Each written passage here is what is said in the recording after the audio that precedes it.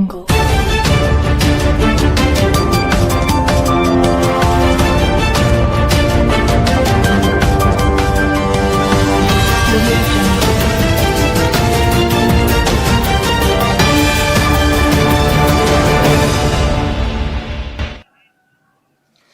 morning. Welcome to the Morning Momentum this Monday morning. Rise and shine to the Morning Momentum, your daily dose of a comprehensive rundown of the top stories making the headlines. This morning we have a guest in studio and we are going to have an up-close and a candid discussion on matters youth leadership and its realization. But before then, let's take a look at the top stories inside the papers this morning. We start with the Standard newspaper. Tighten belts as Ruto Care comes to an extra cost. With the new formula for contribution to Medicare starting, employees will have to pay more to realize the president's dream of affordable healthcare for all. That story is beefed up for you on page 2 and page 3 of the Standard this morning. On page 4 and page 5, ticking time bomb, that is Mavoko land. That story is beefed up for you inside the Standard this morning as well. On international news, Israel-Hamas war take to social media. We'll also take a look at that story. And on page 8, Trace Awards. Kenyans shine, but Nigerians reign. That story is beefed up for you on page 8 of the Standard this morning. Business news, shilling set to breach the 160 mark. That story is beefed up for you on page 20. On sports news, Jepchirchir inches closer to Olympic glory. That story is beefed up for you on page 30 and page 31. Let's take a look at a few top stories here. Tighten belts further as Ruto Care comes to an extra cost to salaried workers. Employees will pay 2.75% of their pay instead of the maximum 1,700 shillings. The new levy comes at a time the cost of living is high. More of that story is on page 2. Let's take a look at page 4 about the Mavoko land. Report exposes illegal allocation and invasion of Mavoko land. Task force was mandated to examine and inquire into the allocation of land to individuals or corporations. Court ruled that East African Portland Cement Company was the legitimate owner of the 12,000-acre land in Athi River. More of that story is beefed up for you on page 4. On page 6, win for tenants fighting to stop skyscrapers in posh Lavington. Tenants of Millennium Gardens Estate want developers to stop putting up apartments beyond 4 floors. Court has barred the Metricon Home Nairobi from building 512 housing units. More of that story is beefed up for you on page 6 of the Standard this morning. On page 8, Kenyan artists shine at the first Trace Awards held in Rwanda. Nigerian stars Davido and Rema win 2 awards each for Best Male and Global African Artist respectively. Awards showcase the excellence and diversity of Afrocentric music. More of that story is also beefed up for you on page 8 of the Standard this morning. Let's move on to the expert opinion. It's our turn to eat mentality and existential threat to Kenya. It's Albert Camus who once observed that in the depth of winter, I finally learned that within me lay an invisible summer. You can catch up with more of that story on page 12 and page 13 of the Standard this morning. The health and science article is also beefed up for you if you are an enthusiast in matters health. Now, let's take a look at the Planet Action. Kenya's wind key to continent's energy report. Report identifies Egypt, Morocco, and South Africa as primary markets in the realm of renewable energy, particularly wind power. Ethiopia, Kenya, and Tunisia follow closely as secondary markets. More of that story is beefed up for you on page 18 and page 19 of the Standard this morning. Business news, shilling set to breach 160 to the dollar in fresh consumer pain. Now, banks were selling the greenback at up to 157 shillings on Thursday as demand spiked. Weak local currency has increased the cost of living as Kenya is a net importer. That story is beefed up for you on page 20. You have to tighten your belts for a tough times ahead, according to the Standard this morning. International news, 2 Trump co-defendants plead guilty. What comes next legally? Trump faces a civil fraud trial brought by the New York State Attorney General. The former president was fined $5,000 on Friday for violating gag order over a social media post. Also on page 23, Israeli Arabs fall foul of the law over Gaza social media activity. Police have adopted a zero-tolerance policy for posts seen to support Hamas. Israeli Arabs make a fifth of the country's population. More of that story is beefed up for you on page 23. Let's shift gears and take a look at sports news. 3 times a charm, Jepchirchir now moves closer to second Olympic crown. Jepchirchir won Tokyo Olympic Games marathon title, and Perez made a serious move to the marathon in 2019. More of that story is beefed up for you on page 30 and page 31 of the Standard this morning. On the cover page, Gor Mahia quenched thirst with cold Tusker on warm afternoon. Tusker chairman threatened to sack Matano if Tusker lost to Gor yesterday. The new coach, same problems for Leopards as they remain wines in 7 matches. That brings us to an end of the top stories inside the Standard. Let's shift at Daily Nation.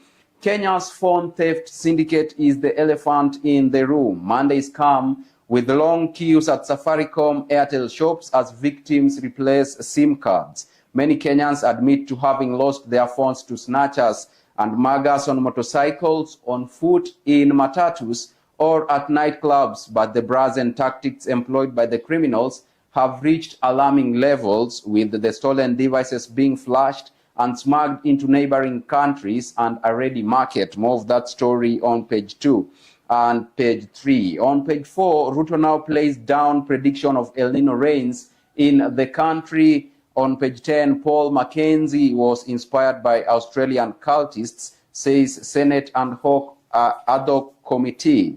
On page 7, we are all equal shareholders. Gachagua says things have taken a different turn.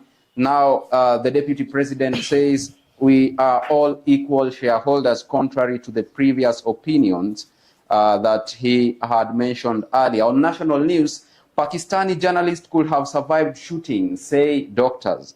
Arshad Sharif, a Pakistani journalist who was killed in Kenya a year ago, could have survived if he had been rushed to hospital after being shot, pathologists have said. More of that story on page 3. International news, Israel steps up Gaza strikes ahead of ground invasion. As fears mount of a wider conflagration, the Pentagon said it was bolstering its forces in the Middle East to assist in the defense of U.S. ally Israel amid escalations by Iran and its proxy forces across the region. More of that story is beefed up for you on page 18. Let's take a quick commercial break and then we come back with the discussion of this morning. It's all about youth leadership and its realization.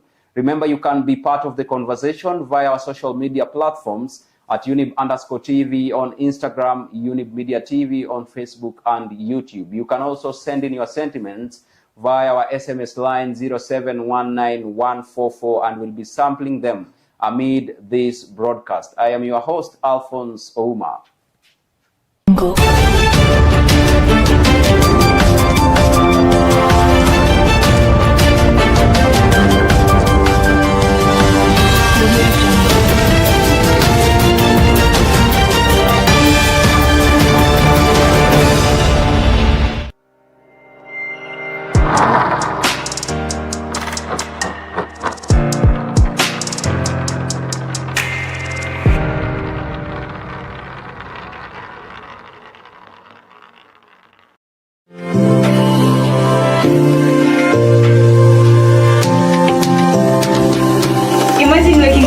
Every morning that entertains, educates, that keeps you glued to the screen with interesting topics. Talk about health, fashion, business, fitness, and spiritual nourishment.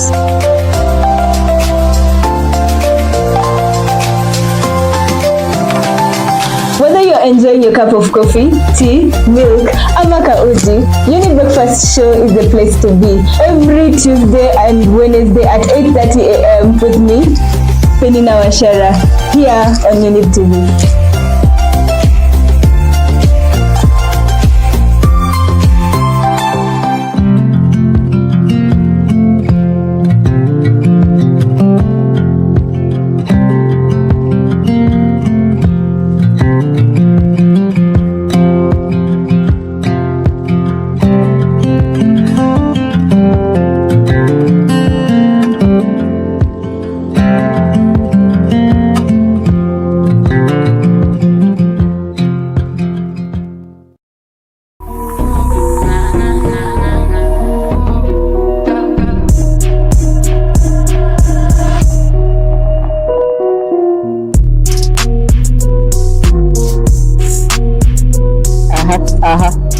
Yeah, Mio, yeah, yeah. Triple side, kata simu manze. This is Rising Star, the best show in East and Central Africa, au sio manze? So leo manze tuko hapa Kanairo, au sio? I go by the name Alex, or you can call me the guy. So sisi kama Rising Star manze tumekuja na vitu mzuri. Hii mwaka tumeamua tunapiga shughuli safi vile mnataka, hivyo ndio tunapiga hii show, au sio? So kwa Rising Star tutakuwa na segment zingine hatari. Kitu ya kwanza tutakuwa na tea. Tukimalizia show yetu manze tutakuwa tunawaletea tea, what is trending, and then also pale tutakuwa na games. Unajua nini na games manze? So guest wetu akikam through tutakuwa tunacheza game, alafu pia tutakuwa na ile segment pia ya maswali ya kujua wasanii wetu wametoka wapi, challenges zenye wamekuwa wakipitia, au sio? Yes. Bila kumalizia manze, tunasemaga mnaweza tupata pale YouTube at Younib MEDIA TV, au sio? Yes. So bila kupoteza wakati manze, thank you so much, we love you so much, continue watching Younib TV, and this is Rising Star. Kaboom. That's it.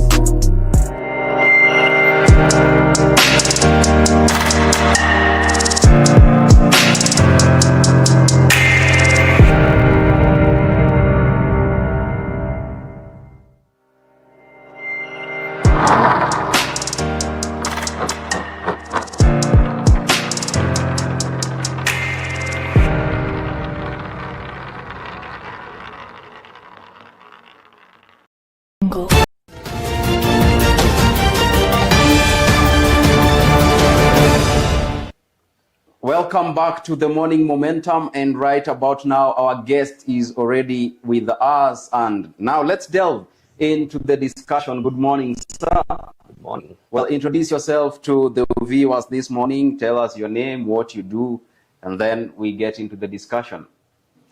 Thank you so much. My name is Bunde Denish, UDA Youth Aspirant Siaya County, and I'm very much happy to join the Momentum show today morning. Thank you so much.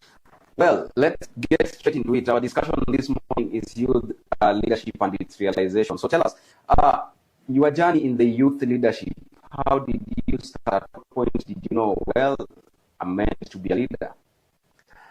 Sure, thank you so much. Youths hold the future, hope for the future. And as a Bunde, I think my leadership journey began back in primary. So I've been walking through to secondary school, that is Barding, and now my star shined when I was in Riara University. When I joined campus, I became school representative, education. I also vied for the president of the same university, but unfortunately, I didn't manage. But as a leader, when you're born a leader, you don't lose. Yes, so I still worked for various positions, appointment positions, and I served as a Riara mentorship school head. I chaired that program. I also had several appointments. Then after that, I'm also a community leader. I've worked as a youth championing ideas, that is soft game, whereby we've been collecting issues in the community and trying to find a better solution for our people. Yeah, so as a leader, I've always believed in myself that I need to be heard and not to be seen. Yeah. Well, over the time that you have been in leadership, I believe it's not a bed of roses. Yeah. And of course, you have been encountering challenges here and there. And in most cases, the leadership challenges, they're more or less the same. Yeah. So what are some of the challenges that the youth leadership is facing, and how can these challenges be addressed maybe? Some of the challenges that we are facing as youths who are getting into these leadership positions is that the older generation does not want to accept that their time is ending. And now when they see a young man trying to come up strong, it's a threat to them. And therefore, they want to find a way of which they can suppress you. So by trying to blackmail you, again, another problem that we are facing as youth is that we are not getting full support from our community. People don't really believe in us, that we are capable, because they know you as a Bunde when you are young. But they don't know that that is how education and experience transform an individual. So when you go back to them and trying to share with them the good ideas, they don't trust. They say, this is just the person we knew the other day. And therefore, they give you a lot of doubts and everything. And where's the voice of the youth in all this? As this is happening, we've not seen people like you coming out and saying, you know, the older generation, your time is up. You need to now starting that transition so that we get fresh blood in the leadership. Where's the voice of the youth? You've not heard, but we are outside there. We are really shouting. But you find that not all of us, a few of us are really shouting. We are really pushing ourselves to get there. Because if we continue remaining silent on these issues, then the generation that will come after us will have had a time. They own money and everything that we need.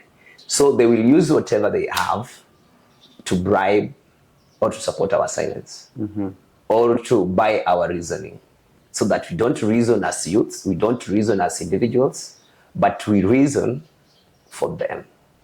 Or we take their reasoning and we make it louder. All right. Now, you said that most youth leaders need self-realization. So how can we empower these youth leaders and encourage them to take up on more leadership roles? You know, we don't wait for us to be empowered. Let us first empower ourselves. Because if you wait to be empowered, you remember, this is a battleground whereby the people ahead of us have known how sweet it is to be in these leadership positions. And therefore, by their age and experience, they don't want to leave it. They want to continue. So if you wait for somebody who is older than you to empower you, then that is where we mess. We just need to get into the space and fight for our share rights. Let us not wait to be empowered. Let us empower ourselves, because you have the capacity. We are the majority. Yeah. Are there any examples of successful youth leaderships that you could highlight maybe? Yeah, I'm always super proud of this lady called Lynette Toto. And again, to balance the gender, also Peter Salasia. Yeah, those are the few youths that I can maybe mention. You know, this Lynette Toto, I've been following her story. This is a girl who came out of all odds. And remember, we have very many positions that youth can take. We have from ward an MCA, we have MP, and we have the women rep, those positions, and we have the governor. And looking at the little Lynette Toto by that time, the tiny girl who was very naive, said, I don't want to be an area MCA. I'm beyond that. I don't want to be an MP. Yeah. What I want is women rep for Bomet County. And she was not, she didn't get threatened by the resources, that I don't have the resources. She believed in herself that what I need is me, my ideas, my courage, and the strength. Then people will follow me. Believe in yourself, then people will believe in you. So this lady believed in herself. And even for the first time when she went for the UDA delegation meeting, you know, she was frustrated because looking at her, she had nothing. But that did not interfere with her focus on whatever she wanted. Now look what's happening. Look at the lineage of today. Women. You know, again, talk about Peter Selassie. He also believed in himself. He never wanted to be empowered, but he empowered himself. Now he's an MP. So those are the successful leadership that we can. I don't want to talk about the other people who might have wanted me to talk about Tubabo. You know, this is somebody who made resources when he was still in campus. Still in campus. But the two I've mentioned from scratch, from grass to grace. So those are the successful leadership, youth leadership that I'm always impressed anytime I see them on paper, on social media. I really want to start to know their stories. Yeah, yeah, sure.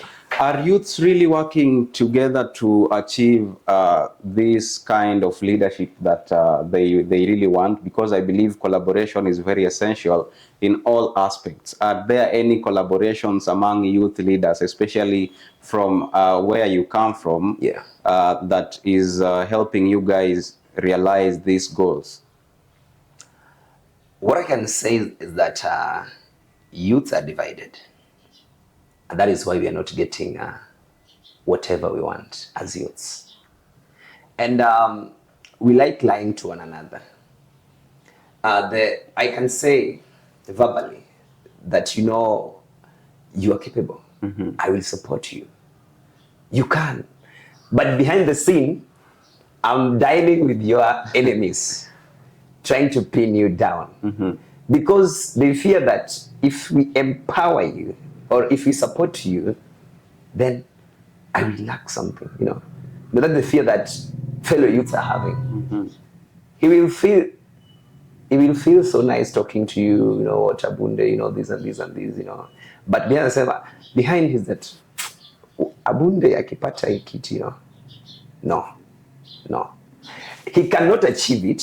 He's seeing the potential in you, but he doesn't want to support you. Are you getting that? So that is the challenge that we are facing as youth. But if we can unite, speak one voice, then we can lead this generation. Okay. Yeah. So do you guys have any mentors that are taking up the role to shape you guys for the future? Because remember, again, as we started, you mentioned that we have people who have been in leadership for so long, and they are not planning to leave anytime soon. Are there any mentorships that are shaping you guys to face now the people who are in leadership currently? I think each and every individual will choose his own mentor. Yeah. Because why would you want somebody who is ready to suppress you to mentor you? Okay, what exactly do you need to be mentored about in terms of leadership? Leadership, you guys are still what exactly do you need to be mentored? There are a lot of things, you know, in the leadership sector. Nowadays, don't look for mentors. We have these people who led before us. If you want to get a mentor, then get to know the story of Julius Nyerere. Get to know the story of the president of the South Africa, this guy, Nelson Mandela. You know, study the stories of Obama, the former US president. You study, you will get exactly what was recorded and documented that will have no distortion for your consumption. But you get to face these leaders who are in power, that you want them to mentor you, what they will give, because they know your problem. They know that you have only one problem. All right. You want money. So when you meet them, they will know it's just hungry or just need some 10,000 for a party and everything. So you talk, and you tell you, I'll support you. Then 10,000, kesho kipiga simu, I'm busy. Why haven't we seen a change in how leadership operates? Because it's been the same thing. It's all about my stomach, not about the people. Why haven't we seen a change? We can't see the change because we still have the same players in the leadership positions. So the monkey ni yule yule, huwa anabadilisha tu miti kipanda huko, but ni yule yule tu. Yeah, so we cannot see unless otherwise. So what are you guys doing, the fresh blood in leadership? What are you doing about it? Are you going to change things, or they are going to be even more worse? Because this is a culture that was created by us. Yeah. And once a culture is created, it takes a lot of time and a lot of resources to revert the culture. What are you guys doing about it? First of all, I personally, let me talk about myself. I'm trying to find a space. Because the changes we want, we can only make them when we are inside there. So once you fight for yourself to get inside, then you can make those changes inside. But once you are out, you just be shouting and no one will listen to you. You don't have those platforms when you don't fight for yourself to get inside. And that's what really happens for the opposition, you know, because they're fighting, but they're out. But when you fight when you are in, at least you have the platform. You know where to touch. Yeah. All right. The conversation is getting heated and we are still rolling. I am the host with the most. Keep interacting with us via our SMS line 0719144144. See you on the other side of this broadcast.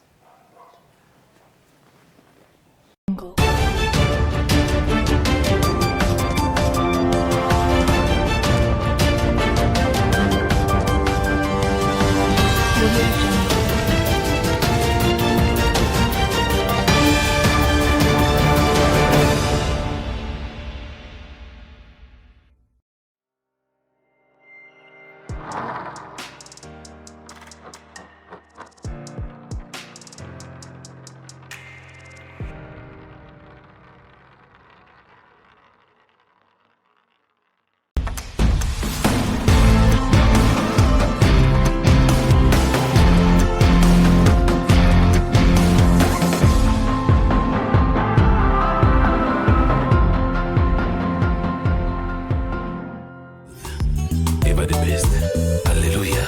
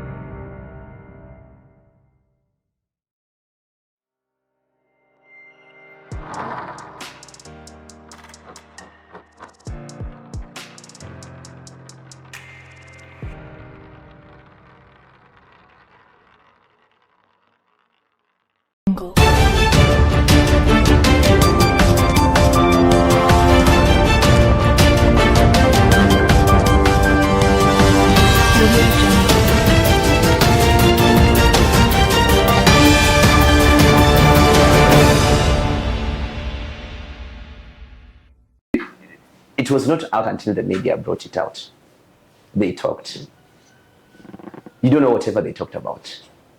So the bipartisan talk is there to it's a delay tactics to trying to give mwananchi, the common mwananchi, who felt that these people were fighting for them, to be calm. That's why we're not going for a strike, because we're having a bipartisan talk. Just calm down. But they have their shares Already. why are we not talking about now the fuel increase? No, relax. I don't want to talk about it. We're having a bipartisan talk. And this is a bipartisan talk after we've lost very many lives. We still have people in the hospital that their bills have not been paid up to date. Those who are fighting for the cost of living. The cost of living is still high, but now we don't want to mention it. And it has not been discussed. It has not been discussed in the talks because the government was so clear that we are welcoming you for a talk, but please let it not be about the cost of living, because it is not something that started immediately we got into the power. It's something that has been there.